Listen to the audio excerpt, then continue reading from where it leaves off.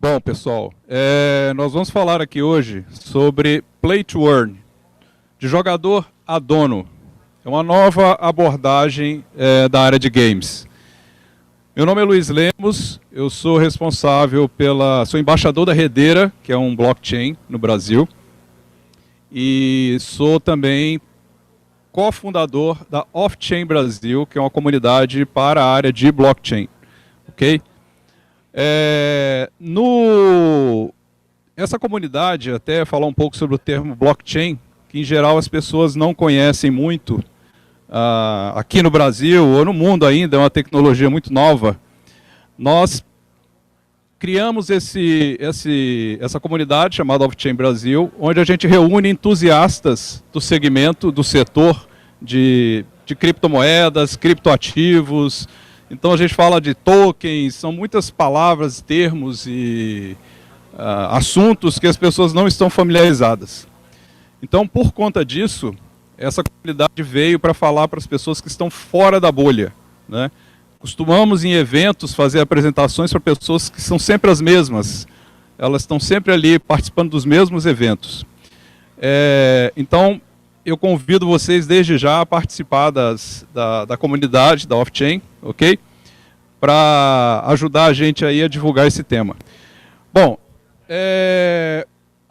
antes de eu entrar diretamente no tema do Play to Earn, a gente tem que entender uma mudança de paradigma, ok? A maioria de nós, hoje, nós perdemos a ideia, nós perdemos o senso de propriedade, de ser dono das coisas. Então, quando você tem sua conta bancária, por exemplo, a gente acha que a gente tem dinheiro, né? Mas na verdade a gente não tem dinheiro, a gente tem crédito. Porque quem tem o dinheiro é o banco. O banco é o dono do dinheiro. Se ele quiser simplesmente fechar, ou se ele fechar uma chavinha, ou alguma coisa do gênero, se você não tiver dinheiro na sua carteira, você não compra nada. Então, isso é um senso de propriedade que a gente tem perdido devido até às próprias tecnologias que existem.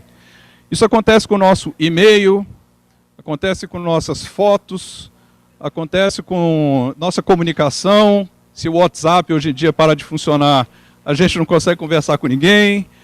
Então, assim, toda uma estrutura centralizada. Então, essa mudança de paradigma, de você passar a enxergar, ser dono das coisas, é um dos pilares quando a gente fala do Play to Earn, que é uma nova modalidade de ser jogador. Você deixa de ser um jogador e passa a ser dono daquilo. Tá? Nós estamos falando de uma revolução na organização, na administração, na participação e até nos ganhos financeiros. Então aqui, centralização versus descentralização. Então, o que acontece com isso? Nós saímos desse paradigma de eu estou jogando um jogo, e esse jogo, quem domina ele é o proprietário, é o fabricante, é o desenvolvedor, para onde eu passo a ter voz ativa, os personagens e caracteres do meu personagem, por exemplo, que eu estou naquele jogo, ele me pertence. As roupas e os artefatos, as armas, tudo isso passa a ser uma propriedade minha. E a tecnologia vai me permitir, por exemplo, pegar isso e levar de um jogo para outro jogo. De levar de um jogo para um metaverso. De levar desse jogo para uma loja e comercializar e vender isso para outros jogadores que têm interesse. Então, essa mudança desse senso de propriedade, ele tem tudo a ver com quando a gente fala essa questão do Play to Earn. Então, a gente fala Web3 é esse novo cenário, essa nova internet. Então, a internet atual que a gente vive é essa que você aperta, acessa seu banco, tudo no seu celular, mas você não é dono de nada. O Web3, onde você passa a ser dono daquilo que é seu, ok? Bom, existe uma base tecnológica, o tempo não me permite, a gente não vai entrar em muitos detalhes, mas todos esses jogos Play to Earn estão baseados na tecnologia blockchain. Então, a tecnologia é onde a gente vê o Bitcoin, onde a gente vê as criptomoedas, onde a gente vê os NFTs de macaquinho.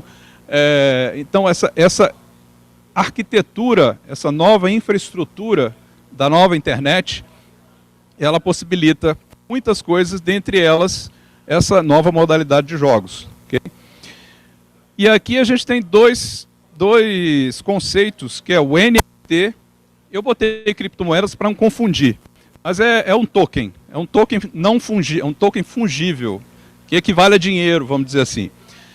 A maioria das pessoas já jogou banco imobiliário algum dia, ou pelo menos um jogo similar, Monopoly ou banco imobiliário, né? E lá quando a gente está jogando esse jogo, o que a gente tem? A gente tem as cartas de propriedade, que são aquelas propriedades onde a gente comprei, vou construir uma casa, vou alugar alguma coisa. E eu tenho o dinheiro propriamente dito, que a gente transaciona e usa isso como referência. Então, para fazer uma comparação, a NFT seria essa carta, que é uma carta de propriedade. Enquanto você estiver no jogo, segurando aquela carta, você é o dono daquela propriedade. Você pode, inclusive, vender ela para um outro jogador.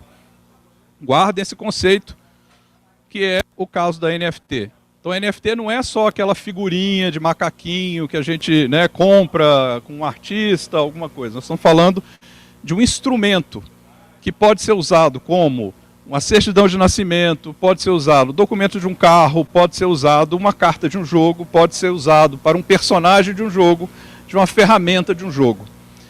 E a criptomoeda, ela define, assim como o dinheiro, né, do banco imobiliário, ele define a que a gente chama de tokenomics, é a economia do jogo, né? Ou seja, é o dinheiro que eu ganho, é o dinheiro que quando eu faço uma batalha, eu ganho, e esse dinheiro eu posso, inclusive, tirar ele desse jogo e transformar isso em que a gente chama de fiat, né? Que é o dinheiro fiduciário, é o real, é o dólar, enfim. Tá? Então, qual que é a dinâmica, normalmente, dos jogos Play to Earn? Então, a dinâmica a gente tem um loop de ganhos. Tá? Esse loop de ganhos passa o jogador. Normalmente, existem vários modelos, tá? Mas aqui para explicar mais ou menos a dinâmica de um deles, o jogador compra um personagem para entrar no jogo. Então ele tem um custo de aquisição. Ele vai comprar esse personagem, vai pagar lá 100 dinheiros por ele e vai entrar no jogo. Lá dentro do jogo, ele vai ganhar batalhas. Então ele vai estar batalhando, conquistando, evoluindo em fases e tal. E cada fase dessa que ele vai avançando, cada batalha que ele ganha, ele recebe recompensas. Então, essas recompensas usam aquele dinheiro que a gente chama da criptomoeda, né? E essa criptomoeda, ele pode reinvestir no jogo ou ele pode sacá-la, ir lá numa corretora, numa exchange, e trocar essa criptomoeda por dinheiro real, por fiat. Então, esse é um caminho que esses jogos trazem para esse modelo de jogo traz para o usuário, né? O outro caminho, e isso gera uma nova economia em cima disso, é você fazer uma coisa que a gente chama de stake. Então você vai pegar sua carta, seu personagem, vai deixar ele lá numa área, e enquanto ele estiver lá quietinho, ele vai estar gerando dinheiro para você. Então é como se você fizesse um investimento de um ativo e desse aquele ativo emprestado e deixasse ele lá, ele vai estar rendendo juros para você. Ou você pode alugar esse personagem para um outro jogador que não tem recurso para comprar, né? Esse cara vai jogar com esse seu personagem, vai ganhar o dinheiro dele, né? E você ganha o seu. Então existe uma economia do jogo, certo? Que só é possível a partir da tecnologia da criptomoeda. O que acontece aqui nessa fase do sacar, tá? Vou contar uma história. Na pandemia, eu conheci uma pessoa que jogava esse jogo. Ele chegava a tirar 10 mil dólares num joguinho desse. Lógico que ele não ficava com esses 10 mil dólares na conta dele, porque ele precisava reinvestir.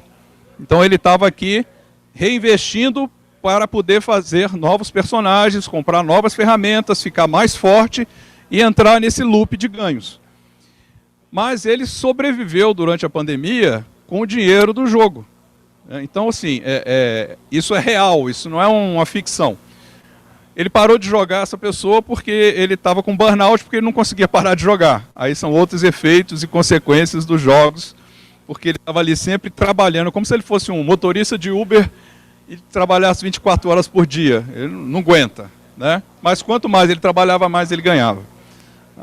Então, esse é o loop, é uma anatomia geral, existem vários modelos diferentes. Como ainda é um mercado muito novo, ainda é uma dinâmica muito nova, o que acontece? Muitos modelos de negócio ainda estão sendo desenvolvidos. Então, isso aqui é apenas um dos modelos. Aqui tem alguns exemplos de jogos mais famosos. Esse aqui é o jogo do rapaz que eu falei que ganhou 10 mil dólares, ganhava 10 mil dólares, chama Mir 4, Mira. O pessoal chama de Mira porque o 4 parece um A, né?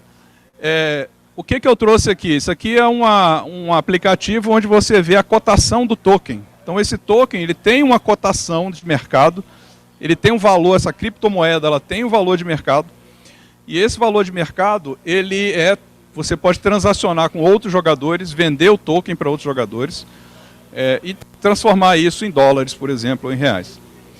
Essa dinâmica de trocas e etc. cria um mercado secundário, que a gente chama. Eu, por exemplo, sou um investidor, eu não sou um jogador. Eu posso ir lá comprar esse token na expectativa de que o token vai se valorizar dentro da economia do próprio jogo. Porque muitas pessoas vão ficar interessadas, muitas pessoas vão investir dinheiro e vai fazer com que esse token se aprecie. Então, além da própria dinâmica interna do jogo, a gente tem uma dinâmica de um mercado secundário alimentado por esses tokens. Aqui é mais um exemplo.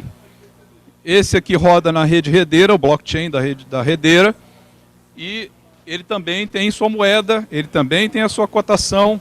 Ele é um jogo, aqueles AAA, né, um jogo de nível AAA. Ele digamos assim, não é um joguinho simplesinho, é uma dinâmica bem complexa, né, é um jogo de alta qualidade.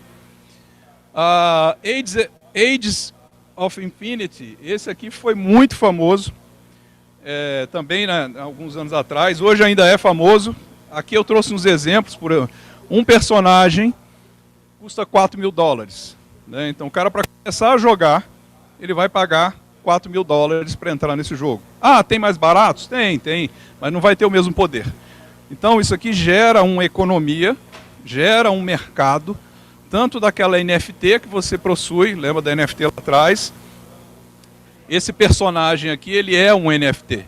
Né? É um NFT que você pode vender, ele fica na sua carteira, é como se estivesse aqui no seu bolso. Né? Então você pode comercializar esse NFT. Existem mercados, existem os marketplaces para isso, específicos, para você comercializar esses produtos. Bom, aqui mais uma vez nós vamos ver volumes de transações. Isso aqui foi de uns dias atrás. Então a gente vai ver aqui, ó, volume em 24 horas. 57 milhões, 39 milhões, 62 milhões, 1 milhão e 78, 31 milhões, ou seja, isso é o volume de dinheiro transacionado na compra desses tokens, na economia desses tokens. É muito dinheiro, não é pouco. Nós não estamos falando aqui de um mercado pequeno, é um mercado grande e ainda é incipiente. Tá? Bom, desafios e oportunidades. O que a gente vê? Sustentabilidade econômica. Essa dinâmica dos tokens, isso é uma ciência. O que a gente chama de tokenomics, ele envolve a parte financeira, a parte econômica, a parte da dinâmica do jogo, as relações entre jogadores, as comunidades que são feitas. Existe uma ciência por trás da construção dessas dinâmicas desses jogos. Tá? Isso é um desafio ainda, porque se você depende sempre da entrada do dinheiro, de compra de novos jogadores, novos personagens, você depende que esse jogo esteja em alta, que você tenha muitas pessoas jogando, muitas pessoas querendo entrar. E universo de muito ruído que a gente tem hoje de comunicação, é difícil você se destacar. Então, esse jogo sempre tem uma novidade, sempre tem um jogo novo entrando, sempre teve uma nova proposta. Dentro desse contexto, você tende a desvalorizar ao longo do tempo. Existe uma parte econômica, por exemplo, se eu emito mais tokens, eu gero mais inflação. Se eu gero mais inflação, eu desvalorizo o token de cada um daqueles que já possuem o token. Então, existe uma parte econômica que tem que ser trabalhada. A barreira da diversão, ou seja, muitas pessoas ficam focadas, ou muitos jogos ficam focados no ganho. Parte eu vou ganhar dinheiro, e os jogos às vezes se esquecem no play, que é a parte da diversão, que é a parte, né, do envolvimento da comunidade, da construção da comunidade dentro do jogo. Então, assim, existem muitos desafios na hora da construção dessa narrativa do jogo em si. Tá? Regulamentação e segurança. É uma tecnologia, um mercado extremamente novo. Então, eu posso usar esse token como dinheiro? Não pode porque a regulamentação não permite que você trate isso como dinheiro. Aí as pessoas usam como token de utilidade, mas na verdade está se mascarando um pouco a utilidade daquele token. Então, a própria regulamentação, ela precisa amadurecer e evoluir para que a gente tenha segurança jurídica na hora que você constrói uma aplicação, um jogo nesse segmento. Oportunidades. Games Play to Earn com base para economia de metaverso. Por exemplo, existe o Decentraland, que é um jogo, ele é mais um metaverso do que um jogo. Mas você vai lá e compra um personagem, você compra terras também. Então você vai lá e compra um pedaço de terra. Dentro daquele pedaço de terra, você pode, por exemplo, botar uma galeria de arte, e dentro dessa galeria de arte você vai expor NFTs. Os visitantes vão visitar a sua galeria, vão pagar para entrar na sua terra. O tempo que ele fica lá, ele vai pagar por aquilo, ele vai visitar uma galeria de arte, ele vai comprar um NFT. Isso gera uma dinâmica econômica dentro de um metaverso. Tá? Inclusão financeira global. Como eu mencionei lá atrás, jogadores durante a pandemia e tudo mais, ainda hoje, recebem para jogar com os personagens. E ao receber, você está gerando economia em locais onde as pessoas não têm acesso financeiro para entrar e jogar. Né? Vira uma profissão. O cara o que você é? Eu sou jogador de Axie Infinity. Sou jogador de Mira. Eu fico ali usando um personagem dos outros e estou ganhando dinheiro com isso. Novos modelos de desenvolvimento de jogos. Isso aqui, se eu quiser desenvolver um jogo hoje, é muito caro você desenvolver um jogo. Né? Um jogo de qualidade é caríssimo. Eu posso financiar o jogo através da venda das NFTs e dos tokens do meu jogo. Então, por exemplo, se o meu jogo vai ter armas, vai ter personagens ou vai ter vestimentas, skins, né?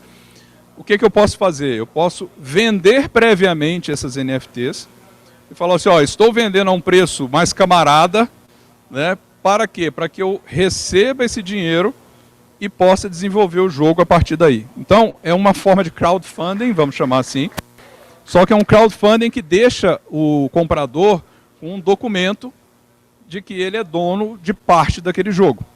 Tá? E ser dono não é só eu tenho a carta. Em muitos jogos, você influi no destino do jogo. Então, são feitas votações, que são as chamadas DAOs, né? Decentralized Autonomous Organizations. São organizações autônomas descentralizadas, onde a comunidade toma as decisões, a comunidade vota no que eles querem ver no projeto ou no jogo, e automaticamente aquilo ali é aprovado, e se tiver uma verba, às vezes é alocada para que aquele projeto seja executado. Então, as DAOs, esse modelo de administração, de organização das DAOs, ele permite uma participação e você passa a ser, não jogador, você passa a ser dono do jogo também. Tá? Então, mas isso são modelos que ainda estão em desenvolvimento. Existem muitas coisas ainda a serem criadas, muitos desafios, né? E com certeza a gente vai chegar lá porque é uma indústria muito forte. Tá? Bom, encerro por aqui. Eu deixo aqui o QR Code. Quem quiser, por favor, entre o nosso da Off-Chain para vocês participarem da nossa comunidade. Tem o WhatsApp, tem o Instagram. Nós fazemos eventos presenciais, meetups, no Brasil, aqui em Belo Horizonte mais precisamente, mas a gente tem também em Porto Alegre, está tendo um agora que a gente está apoiando, Chapecó, já tivemos eventos em vários lugares e a gente fala sobre esse tema do blockchain. Então, é uma educação para a Web3. Tá? Obrigado.